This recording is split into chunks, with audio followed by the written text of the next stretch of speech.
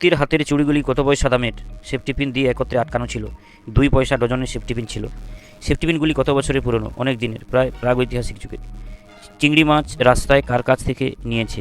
গয়াবুড়ির কাছ থেকে। গয়াবুড়ি খেন্তিকে প্রথমে চিংড়ি মাছ দিতে চায়নি কেন? আগে থেকে খেন্তির পিতা সহায় হরির 2 পয়সা বাকি ছিল। খেন্তিরা কার কাছ থেকে পুঁইশাক ও ডাঁটা এনেছিল?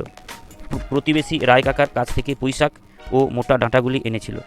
নিজেদের কষ্ট করে কাটতে হলো না। কি কাটার কথা বলা হয়েছে? প্রতিবেশী রায় কাকা তার বাড়ির মাচা থেকে যে পুঁইশাক ও মোটা ডাঁটা কেটে দিয়েছিল, এখানে সেই পুঁই ডাঁটার কথা বলা হয়েছে। খেন্তিকে বিয়ে দিলে এতদিনে কয় ছেলের মা হতো বলে মা অন্নপূর্ণা কথা শুনিয়েছে? 4 ছেলের মা হতো। পুঁই শাকের তরকারি রান্না করতে হলে কি কি উপকরণের প্রয়োজন হয়? পুঁই শাক, বেগুন ইত্যাদি উপাদান দরকার হয়। অন্নপূর্ণা কাকে খিড়কির পুকুরে পুঁই ডাঁটা ফেলে দেওয়ার জন্য বলেছিল? রাধি নামের মেয়েটিকে বলেছিল। বোঝা মাটিতে পড়িয়া গিয়েছিল, কি বোঝার কথা বলা হয়েছে? রায় কাকার কাছ থেকে আনা পুঁই শাক মোটা ডাঁটার কথা বলা হয়েছে।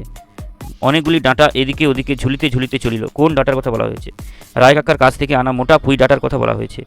অত্যন্ত ভয় করিত, কারা কাকে ভয় করত? খেন্তি, রাধি ও পুটি মা অন্নপূর্ণাকে ভয় করত। মেয়ে মানুষের আবার অত নোলা কিসের? বক্তাকে কার কিসে নোলা? বক্তা মা অন্নপূর্ণা। খেন্তির পুঁইশাক খাওয়ার প্রতি নোলা ছিল। তাহার চোখ দুটো জলে ভাসিয়া আসিয়াছে। কার চোখ জলে ভরে উঠেছে? খেন্তির। নিঃশব্দে খিড়কি দৌড় দিয়া বাহির হইয়া গেলেন। কে কখন বেরিয়ে গেলেন? পুকুরে ফেলে দেওয়া পুঁইশাক ও ডাঁটার পক্ষ অবলম্বন না করে সহায় হরি খিড়কি দৌড় দিয়ে বেরিয়ে গেল। মা অর্ধেকগুলো কিন্তু একা আমার, অর্ধেক সব মিলে তোমাদের।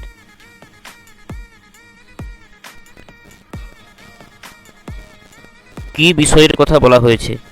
গত অরন্ধনের পূর্বদিন বাড়িতে পুঁইশাকের যে তরকারি রান্না করা হয়েছিল, এখানে সেই তরকারির কথা বলা হয়েছে। উঁচু চিংড়ি দিয়া এইরূপে চুপি চুপি পুঁইশাকের তরকারি রাঁধলেন। খেন্তি কখন খেতে বসেছিল? কুচো চিংড়ি দিয়া এইরূপে চুপি চুপি পুঁইশাকের তরকারি রাঁধলেন। কে কীভাবে রাঁধলেন? অন্নপূর্ণা রাঁধলেন। ফেলে দেওয়া পুঁইশাক ও ডাঁটার কিছুটা অংশ উঠানে ও খিড়কির দোরের আশেপাশে পড়েছিল, সেগুলি রান্না করেছিল। খেন্তি কখন খেতে বসেছিল? দুপুরবেলা। এই মেয়েটির কীরূপ লোভ তাহা তিনি জানিতেন। কে কি জানতেন? বড় মেয়ে খেন্তির পুঁইশাকের চচ্চড়ির প্রতি ভীষণ লোভ রয়েছে, এই কথাই অন্নপূর্ণা জানতেন।